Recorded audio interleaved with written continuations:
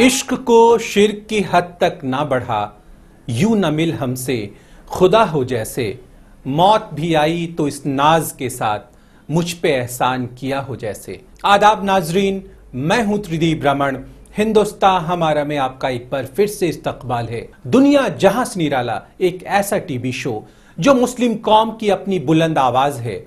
आज के मकाम में हम आपको रूबरू कराएंगे मुल्क के जाने माने सहाफी और द मिली गैजेट के एडिटर डॉक्टर जफरुल इस्लाम खान से। नाज़रीन आदाब, मैं साइमा खान आप सभी का इस्तकबाल करती हूँ एक नायाब टीवी शो हिंदुस्तान हमारा में, जो मुल्क के मुसलमानों की एक मुकम्मल आवाज है। अब वक्त है सियासी गलियारों की जानिब पसरी कुछ चुप आहटों को समेटने का।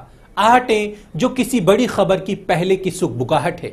तो लीजिए पेश है मिर्च मसाला, यानी खबरों की खबर बनने से पहले की आहटें। बीजेपी को अपनी तारीख में पहली दफा एक ख्वातीन सदर मिल सकती हैं। जराये की माने तो पार्टी के अगले सदर के तौर पर जिन 3 नामों पर गौर हुआ है वे हैं सुषमा स्वराज, अरुण जेटली और गोवा के वजीर आला मनोहर पारिकर। मनोहर पारिकर के नाम को सिर्फ इस वजह से खारिज कर दिया गया है कि वे एक छोटे सूबे गोवा से आते हैं और मुल्क के सियासी मंजर में फिट होने में उन्हें वक्त लग सकता है और अगले पार्टी सदर की रहनुमाई में ही अगला लोकसभा इंतखाब लड़ना है। सो मिडिल क्लास में सुषमा की मास अपील को देखते हुए संघ ने एक तरह से यह तय कर लिया है कि फिल वक्त पार्टी के पास उनसे बेहतर और कोई चॉइस नहीं है। अगर सुषमा स्वराज पार्टी की सदर बनती हैं, ऐसे में राजनाथ सिंह का नाम लोकसभा में लीडर ऑफ अपोजिशन के तौर पर मजबूती से उभर सकता है। अब बारी है मकाम पेश करने की। आज के मकाम में हम आपको रूबरू करवाएंगे मुल्क के सीनियर सहाफी और मुस्लिम मसाइल को रोशन करने वाले मुसन्निफ डॉक्टर जफरुल इस्लाम खान से। तो लीजिए पेश है आज का मकाम।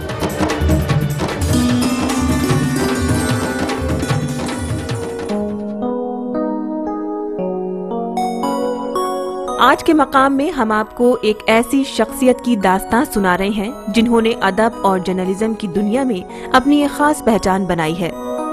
जी हाँ, हम बात कर रहे हैं द मिली गजट के पब्लिशर एडिटर डॉक्टर जफरुल इस्लाम खान की।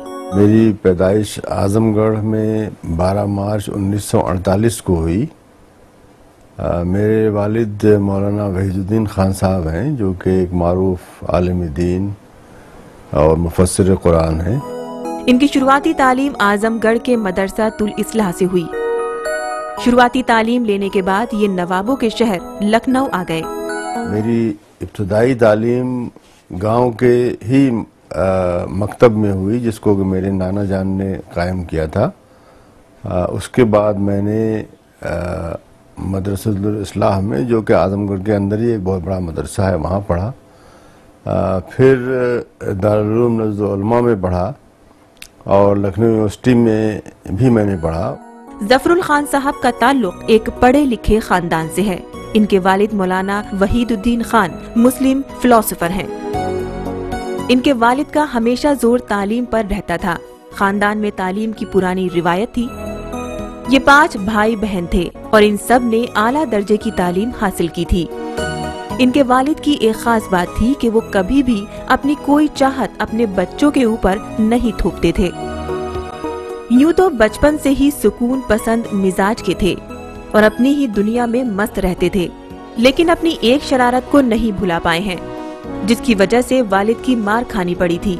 ज्यादा करीब तो हम वालिदा से थे, उनसे ज्यादा आसानी से बात कर लेते थे, इसलिए कि वालिद साहब जो जैसा हमसे डर लगता था। ऐसा बहुत हुआ है, लेकिन कोई ऐसी बड़ी बात नहीं थी कि हमने कुछ किया हो, कोई बहुत बड़ा गलत काम नहीं। जैसे उनकी निब है, हम तो जिस निब से लिखते थे वो मोटी वाली निब होती थी और उनकी निब बहुत पतली होती, बहुत पतली निब से लिखना पसंद करते हैं, तो मैं उसको काट दिया करता था उसको इसलिए कि मैं समझता था कि जो मोटी निब है उसी से लिखना चाहिए। तो उस पर एक बार दफा हमको बहुत अच्छी तरह से मार पड़ी उस पर। पढ़ने लिखने के साथ इनका एक गहरा रिश्ता था। महज 15 साल की उम्र में ही बाकायदा इनके आर्टिकल छपने लगे थे। 20 साल की उम्र होते होते तो अरबी उर्दू जुबान में इनकी पहली किताब छपकर आ गई। ऐसा कोई बहुत साफ कोई तस्वुर तो नहीं था कि मैं क्या बनूंगा, लेकिन लिखने पढ़ने से मुझे बहुत शौक था, बहुत ही बचपन से शौक था। और कुछ न कुछ जो है, कुछ शेर शायरी भी करता था। अब तो नहीं करता, लेकिन उस जमाने में करता था।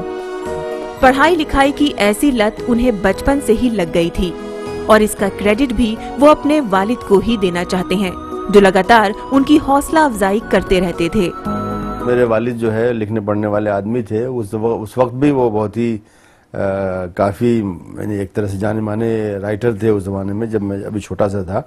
उनकी किताबें छपती रहती थीं और उनकी तकरीरें इधर उधर होती रहती थीं। तो वो चीज़ मैं समझता हूँ कि उसका असर बहरहाल कहीं न कहीं हुआ। तालीम की अहमियत का एहसास भी इन्हें अपने वालिद की वजह से ही हुआ और अपनी आगे की पढ़ाई के लिए काहिरा चले गए। इस्लामिक स्टडीज में पीएचडी मैनचेस्टर यूनिवर्सिटी से की। अक्टूबर 66 में और वहाँ पर अल अज़हर यूनिवर्सिटी में और काहिरा यूनिवर्सिटी में मैंने तालीम हासिल की। और उसके बाद मैं ब्रिटेन चला गया, बरतानिया, जहाँ से मैंने मैनचेस्टर यूनिवर्सिटी से पीएचडी किया। तालीम के साथ साथ इन्होंने लंदन में अपना जर्नलिज्म का शौक भी जारी रखा। द मुस्लिम इंस्टीट्यूट लंदन में बतौर रिसर्च फेलो काम करते रहे। इस दौरान वहाँ के जो शोबे इत्तलाआत के काम होते थे, यानी उनके न्यूज़पेपर मैगज़ीन वगैरह में लिखना भी और रिपोर्ट्स तैयार करना, फॉरेन न्यूज़पेपर्स में क्या आ रहा है उसके बारे में गवर्नमेंट को बताना, ये सब मेरा काम हुआ करता था। अब वक्त है एक छोटे से ब्रेक का, पर आप कहीं मत जाइएगा क्योंकि ब्रेक से वापस लौटने के फौरन बाद हम पेश करेंगे मकाम। उनका मानना है कि आज मीडिया मुसलमानों की मिस ब्रांडिंग कर रहा है और इससे बाहर निकलने के लिए कौम के लोगों को ही आगे आना होगा।